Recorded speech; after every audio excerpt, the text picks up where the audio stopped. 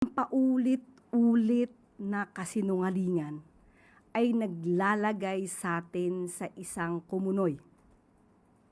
Habang ang Pangulo ay patuloy na nagtatrabaho para ayusin, mabigyan ng mga tulong para mapaganda ang buhay ng bawat Pilipino, lalong-lalo na't may kinakaharap tayong global oil crisis, pati na po ang nangyaring lindol sa Mindanao.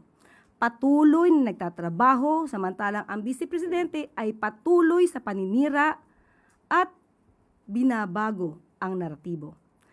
Ang dapat natin tandaan, ito naman ay nasa records. Ang putukan na nangyari sa Senado, hindi po ito pinag-utos ng Pangulo. Ito ay may pagsang-ayon si Senator Alan Cayetano. Inamin din naman ni Senator Bato de la Rosa kung bakit pinilit na siya'y pumunta at bumoto. Una, to change the leadership. Pangalawa, for the impeachment. So ang mga tao sa likod na to, ang lahat ng ito, lahat sila yung nagsasabing dapat na ibasura ang impeachment.